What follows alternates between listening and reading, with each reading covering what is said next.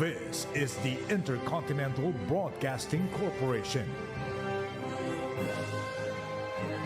Sa bagong Pilipinas.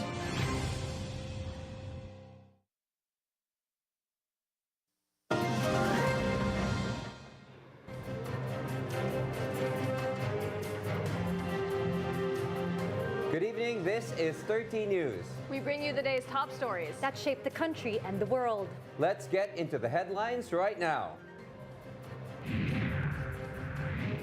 The Office of the Ombudsman eyes to pursue investigation into the allegations further versus former Speaker Martin Romualdez, even as Orly Gutesa recants his accusations against the lawmaker. DepEd seeks to conduct nationwide active threat drill in schools following recent incidents of school violence. President Ferdinand R. Marcos Jr. orders the construction of more pumping stations in Metro Manila amid continuing efforts to address flooding problems. More than 100 individuals died in a collapsed gold mine in Africa. And Gilas Pilipinas youth still on track for an eyed spot in the finals of FIBA Under-18. All these and more here on 30 News. The Office of the Ombudsman insisted that they still have other witnesses regarding the investigation into the allegations versus former House Speaker Martin Romualdez. The statement came after Orly Gutesa's recantation of his accusations against the lawmaker in relation to flood control project issues. Romualdez's camp, meanwhile, hits back with a counter-affidavit to belie allegations against the Solon. IBC correspondent Earl Tobias has the full report. In a Senate hearing last year, former Marine and aide of former Representative Zaldico made accusations against former Speaker Martin Romualdez. Tagabuhat lang ako ng malita ng basura. Ang ibig sabihin ng basura ay malita na may lamang pera. Ibababa lamang namin ay 35 malita para i-deliver sa bahay ni House Speaker Martin Romualdez. Almost a year after, Gutesa has taken back these statements. He now accuses Senator Rodante Marcoleta and former Congressman Mike Defensor as the mastermind of his accusations. But the Office of the Ombudsman sees this as a classic pressure tactic. Hence, the Ombudsman will still pursue its investigation in the allegation against former Speaker Martin Romualdez, noting that they have 28 witnesses ready to testify against the lawmaker. Romualdez camp has hit back with a supplemental counter-affidavit containing testimonies from 25 drivers, security, and aides of former Congressman Zaldico. Pinagsisinungalingan nitong malalapit na associates of former Congressman Zaldico, his family, and his corporation, SunWest, na may nangyaring ganyan. So, kung itotal mo yun, yung mga affidavit, including that of, as we all know, Gutesa last night, no? That's a total of more than 30 statements saying na walang ganyang nangyayari.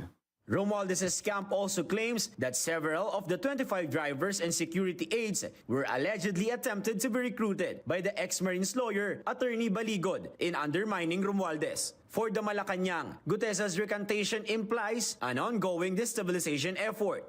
Nakikita natin na implication ay maraming nag-a-attempt gumawa ng peking kwento para sirain. Kung sino man yung gusto nilang sirain. At maaaring isa sa mga reasons nito ay destabilization. Former Blue Ribbon Committee Chairperson Senator Ping Lacson, meanwhile, said he's not surprised with Gutesa's reversal, while current Blue Ribbon Committee Chairperson Senator Erwin Tulfo says the matter is now in the hands of the Ombudsman. The palace ensured, however, that chasing those who are implicated in the flood control anomaly would not be hindered. Earl Tobias, IBC News. A Senate committee has taken up in their hearing the recent incident of school violence in Zamboanga City, amid questions to the security protocols of the Ateneo de Zamboanga University. Senators eyed to draft a recommendation on how to prevent this incident from happening again. IBC correspondent Daniel Manalastas has the full details. Some senators called out the school administrators of the Ateneo de Zamboanga University for inconsistent security protocols. In today's committee hearing, it was established that the student involved in a recent incident of school violence entered their school premises without going through a rigorous security check, unlike other students. Bakit hindi po doon sa gate kung saan may security guard na nag-check? Bakit hindi doon dumaan yung bata? Pag nakakotse daw, diretso sa hallway yung bata sa classroom. Pag naka-tricycle, naka-pedicab o naglalakad, dadaan sa katakot-takot na screening. The school representative admits that a student who is now considered as a child in conflict with the law, or CICL, passed through a ramp that's only used for PWDs or other injured students. The school administration claimed, though, that they have already bolstered the situation following the incident. The investigation is still ongoing, but yesterday we were provided by the CCTV, in-house CCTV, and we saw how these things occurred. For the authorities, meanwhile, the fact that the CICL opted to enter the school premises in an unusual way could already be material to their ongoing investigation. Nakita po natin yan, yung pong mga bata, mga estudyante na papasok po ng school, na naglalakad po or wala po silang sasakyan ay na-check po at meron pong mga security guards. Doon naman po sa sasakyan is merely visual search lang po yung mga security guard natin na nakakapasok sila. Dapat magkaroon ng x-ray or scanning machine. Nevertheless, everyone agreed that it is a regretful incident that took away the future of some individuals. There are interventions, Madam Chair, with the support also of the SWD. For somebody like the one that perpetrated the crime, he was a normal kid and he was even one of the brightest among the students in his level. We all failed. Everybody failed. Please, before it's too late, talk to your children. The Senate committee vowed to draft a report that would recommend ways to helpfully prevent this incident from happening again. Daniel Manalastas, IBC News. Despite the recent incident of school violence in Zamboanga City, DILG Secretary John Vic Remulla said the province is still safe and peaceful. Meanwhile, investigation is still ongoing, including the question as to how the issued asset of a customs official got involved in this incident. IBC correspondent Bea Peniza has the full report. The Department of Justice isn't discounting the possibility of handling complaints or even cases against the father of the student behind the recent incident of school violence in Zamboanga City.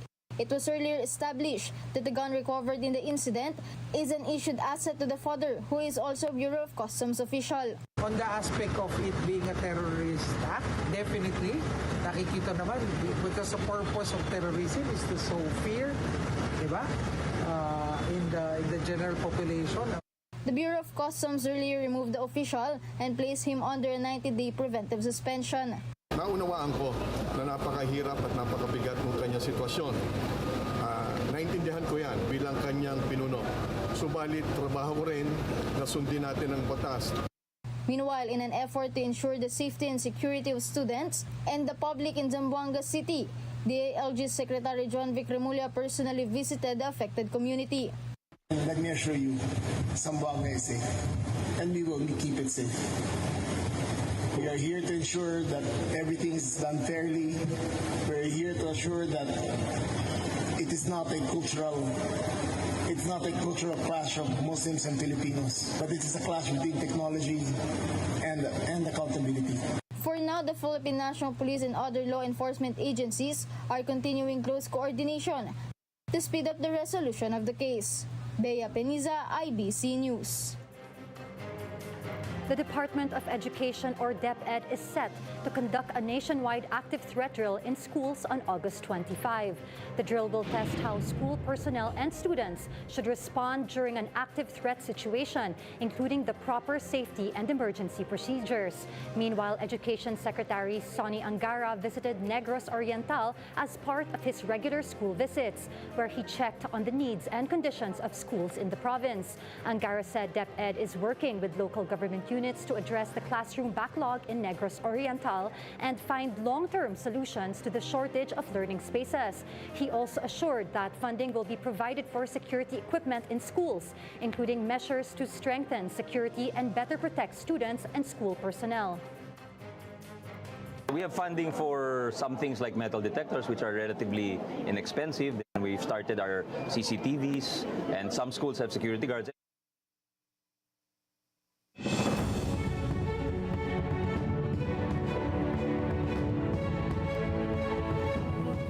House Prosecution spokesperson Zia Alonto Adyong clasps back to Representative Paulo Duterte for his remarks against private prosecutor attorney Lorna Capunan amid the ongoing impeachment trial versus Vice President Sara Duterte. In a Facebook post, Representative Paulo Duterte described attorney Capunan as a marites. The Solon added that the impeachment proceedings should focus on evidence, due process, and fair trial rather than what he described as an anti-Duterte narrative. But for Adyong, the remarks seemed to be a personal attack that would not be favorable to the defense. Personal attacks saying na marites would not help not only the case of the defense, but it will not help the entirety of the proceedings by focusing on the merits of the case. Meanwhile, Committee on Foreign Relations Chairperson Senator Juan Miguel Zubiri is pressing the Philippine Space Agency on whether the country can demand damages from China amid rocket debris falling within Philippine territory. Zubiri invokes the United Nations Convention on International Liability for Damage Caused by Space Objects.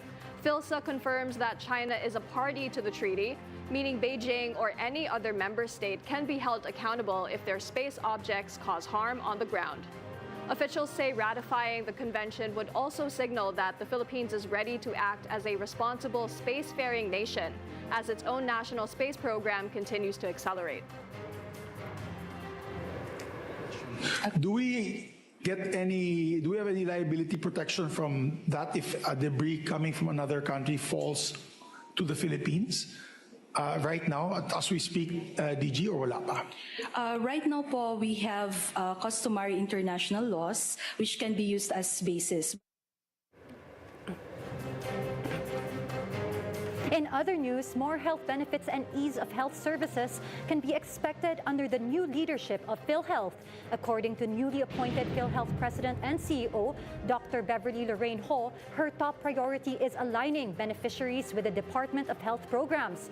This includes ensuring that coverage and services match what communities actually need. Under the guidance of Health Secretary Edwin Mercado, PhilHealth has launched the Unified National Agenda for Health, a nationwide push to expand support for students in public schools and workers in various workplaces through the Yakap and Gamot programs.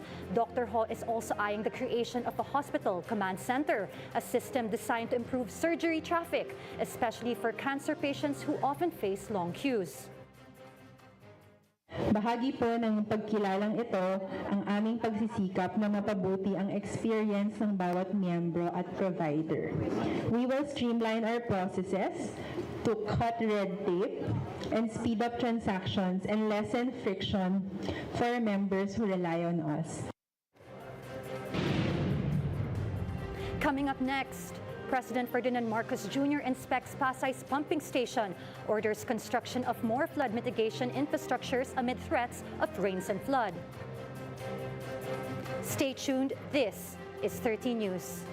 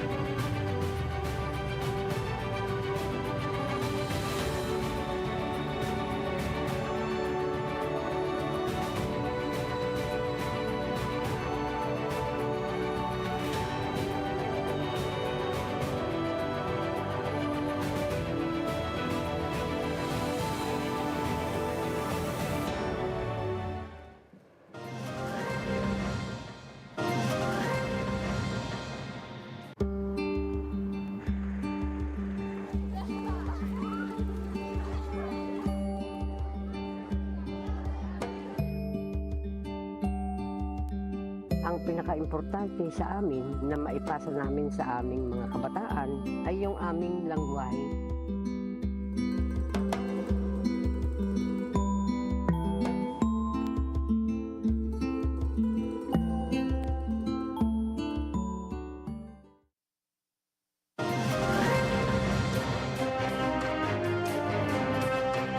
President Ferdinand R. Marcos Jr. orders construction of more pumping stations in Metro Manila. Some residents, meanwhile, are hopeful that the problems on flooding will be addressed before the president ends his term in 2028. Harley Valbuena has the full story.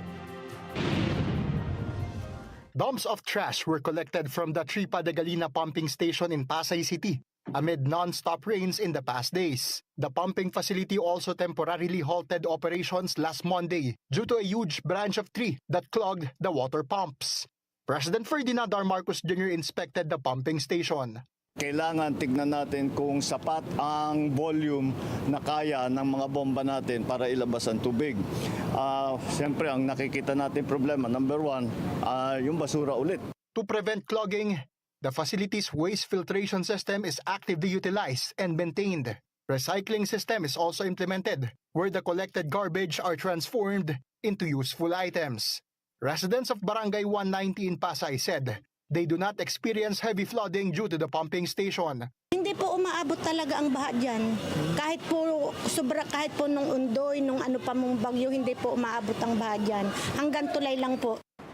Tingin ko before bumaba si Presidente tapos lahat yung problema na sa baha. To further enhance the mechanism against flooding, the President announced the planned establishment of 13 new pumping stations and improvement projects in Metro Manila and nearby areas. The Malacanang meanwhile disclosed the shortlist of 39 sites in Metro Manila where rainwater collection cisterns will be installed. Inaasahang matatapos ngayong buwan ang detailed engineering ng proyekto bago masimulan ang paghuhukay. President Marcos Jr. added that the Department of Energy started with its bidding for Waste to Energy program. Harley Valbuena, IBC News. President Marcos Jr. also ordered a round-the-clock monitoring of Magat and Pantabangan dams. The MMDA, meanwhile, vows to realize the president's directive to construct more catchment facilities in the metro. Rachel Beltran has more details.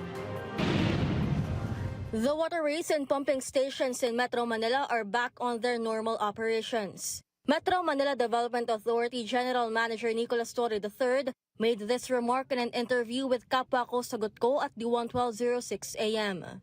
GM Torre added that alongside their cleanup operations to hopefully prevent another deep flood water scenario from happening again, they're also preparing the engineering designs to construct catchment facilities in Metro Manila.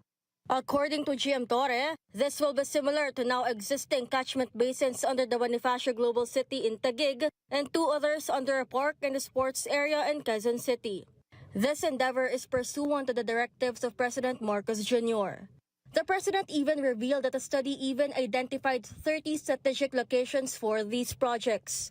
Imbes na lahat ng tubig ulan, sabay-sabay na dumiretso sa drainage system at waterways, naghahanap ng strategic locations kung saan maaring ma-hold temporarily ang mga tubig. Tapos, pag wala na yung ulan, gradually, i-release na siya ngayon.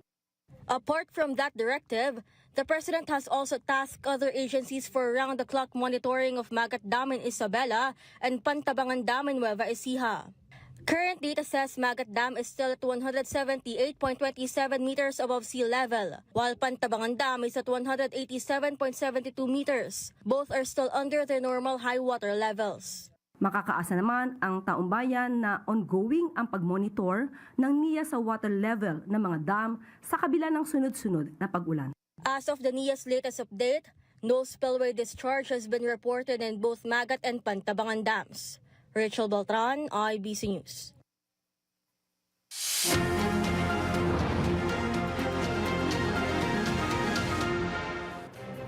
Tropical Depression Neneng has weakened into a low-pressure area and exited the Philippine Area of Responsibility or PAR, but the southwest monsoon or habagat continues to bring rains over Luzon. The low-pressure area was last located 460 kilometers north of Itbayan, Batanes, while Tropical Storm Saudel remains outside the PAR, 2,745 kilometers east of eastern Visayas. Ilocos Region, Batanes, Cagayan, and Apayao may experience scattered rains and thunderstorms due to habagat, with possible flash floods or landslides from moderate to at times heavy rains. Metro Manila and the rest of Luzon may see isolated rain showers or thunderstorms, while the rest of the country will have similar conditions due to localized thunderstorms. The remnant low of Neneng is expected to move northward toward the East China Sea, with Pag-asa not ruling out its redevelopment into a tropical depression in the coming days.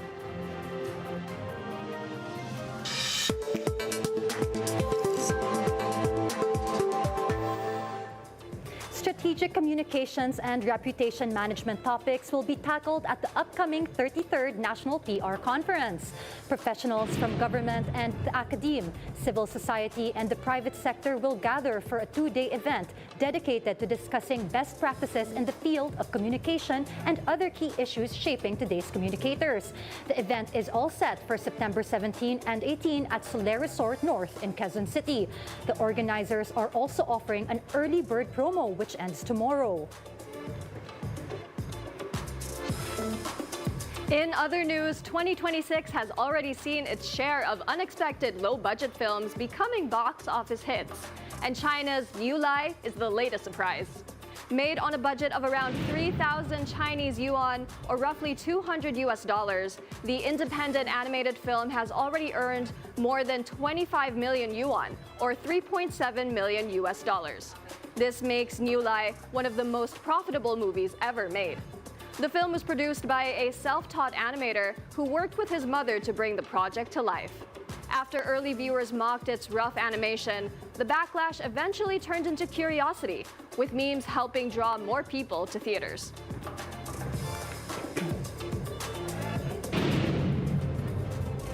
Coming up next, at least 100 are dead, with more still missing after a gold mine in Central Africa collapses.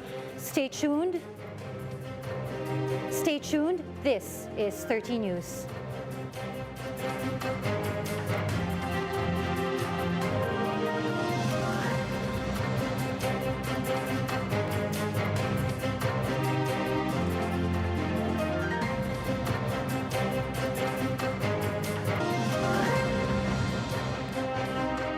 Kayo ba ay may mga isyong may kinalaman sa karapatang pantao o pangkalusugan? Isyong legal at pangangailangang medikal, ito ang programang magbibigay payo, tulong para sa mga mamamayang nangangailangan. Kasama sina Congressman Zia Alonto Adyong at Attorney Migs Nograles. Makakasama niyo kami sa paghatid ng kwento at tulong, pag-asa at pagbibigay ng mabilis at di kalidad na serbisyo.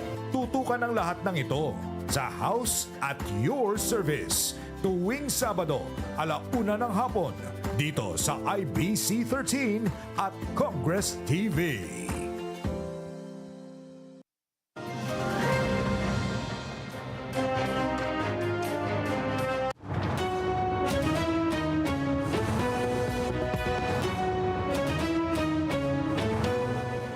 An artisanal gold mine in the Central African Republic suffered a tragic collapse, killing more than 100 people and leaving others trapped under the rubble.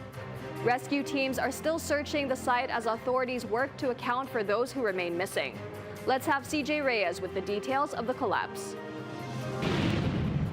At least 100 people have died after a landslide hit an artisanal gold mining site in Zamboye in the Central African Republic, with another 100 believed to be trapped underground. Local authorities have launched an investigation to determine what caused the deadly collapse. Artisanal mining is a labor-intensive process, with miners often working by hand and with limited machinery. Workers also face low pay and few safety measures, prompting authorities to look into who was running it. Garua Bole Mayor Mayor Adamu Abdon reported that 107 bodies have been recovered from the rubble. A survivor recounted the moment the ground gave way, saying people were suddenly buried as the mine collapsed. It's a race against time for rescue teams as they continue to search through the debris for those still trapped. Meanwhile, the United Arab Emirates has expressed its solidarity with the Central African Republic, offering condolences to the victims' families. CJ Reyes, IBC News. An international human rights group is calling for the temporary release of religious leader Lee Man-hee. The 95-year-old church leader of the Shin Cheonji Church of Jesus is currently in pretrial detention over allegations that he encouraged members to join a political party. The group said Lee's advanced age should be taken into consideration in deciding whether his detention is necessary. It also said he should be allowed to seek bail while his case is being heard, and that his rights as a defendant must be protected throughout the proceedings. The group further urged authorities to handle the case impartially and without discrimination.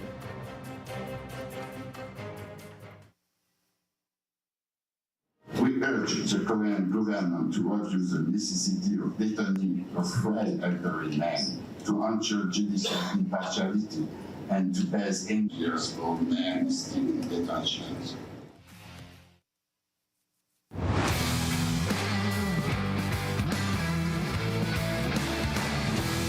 Gilas Pilipinas boys advanced to the FIBA U18 Asia Cup quarterfinals after holding off Syria at the qualification round in India.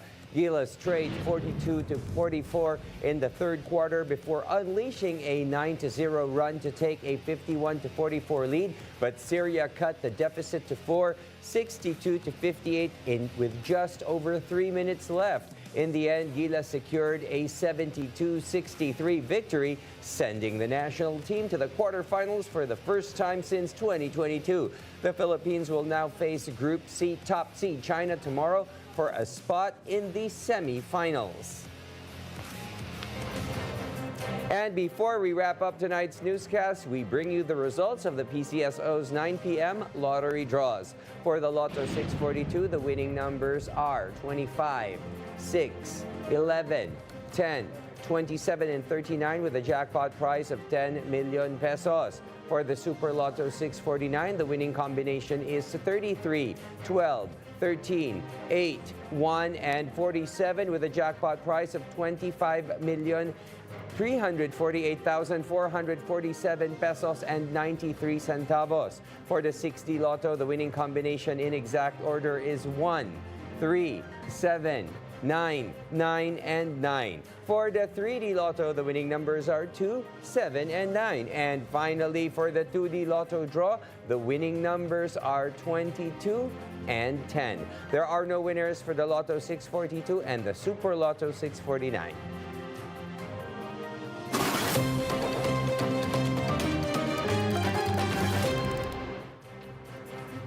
Tomorrow is a day to give our lolos and lolas an extra tight hug and show them just how much we appreciate them. Because August 21 marks World Senior Citizen Day. It's a day to honor our seniors, look back at their achievements, and appreciate the wisdom and guidance they have shared with us. It is also meant to raise awareness on the challenges they face, including elder abuse and health concerns. Also for tomorrow, the country will pay tribute to the legacy of former Senator Ninoy Aquino. As part of the celebration for Ninoy Aquino Day, the MMDA number coding scheme is lifted, while the Department of Labor and Employment reminds employers of the holiday pay rules for all employees, including an additional 30% on top of an employee rate who will come for work tomorrow. And those were the latest from the IBC Newsroom this evening. I am William Thio. We'll continue to monitor the stories that matter and bring you updates as they develop. I'm Angela C. And I'm Gabrielle Lopez. This is 13 News, keeping you informed, and good night.